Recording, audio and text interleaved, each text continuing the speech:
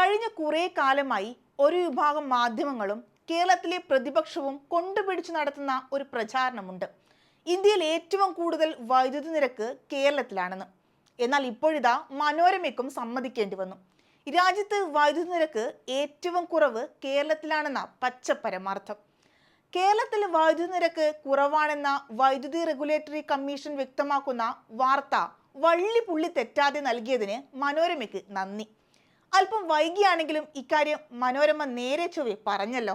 29 സംസ്ഥാനങ്ങളിലെ വൈദ്യുതി നിരക്ക് താരതമ്യം ചെയ്തുള്ള പട്ടികയാണ് കഴിഞ്ഞ ദിവസം വൈദ്യുതി റെഗുലേറ്ററി കമ്മീഷൻ പുറത്തുവിട്ടത്.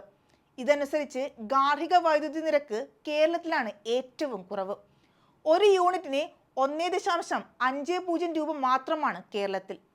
എന്നാൽ രാജസ്ഥാനിലേത് 11 രൂപ 57 പൈസയും നാഗാലാൻഡിൽ 10 രൂപ 73 പൈസയുമാണ്. കോൺഗ്രസ് ഭരിക്കുന്ന കർണാടകത്തിൽ 9 രൂപ 70 പൈസയും ഉത്തർപ്രദേശിൽ 8 രൂപ 90 പൈസയും ഗുജറാത്തിൽ 8 രൂപ 5 പൈസയുമാണെന്ന കാര്യം എത്ര പേർക്ക് അറിയാം?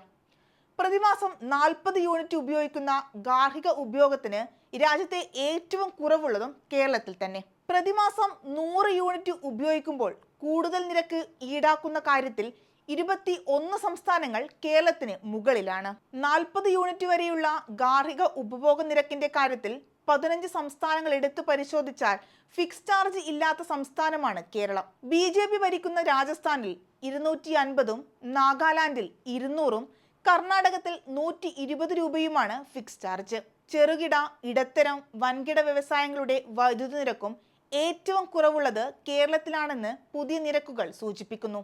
വൈദ്യുതി നിരക്കിന്റെ കാര്യത്തിൽ എന്തൊക്കെ പ്രചാരണങ്ങളാണ് സോഷ്യൽ മീഡിയയിൽ നടന്നത്? അതിനെ കൂട്ടുപിടിച്ചത് മനോരമ പോലെയുള്ള മാധ്യമങ്ങളും ഇവിടുത്തെ പ്രതിപക്ഷവുമൊക്കെയായിരുന്നു. ഇനി ഇവരൊക്കെ എന്തു പറയുവോ എന്തോ.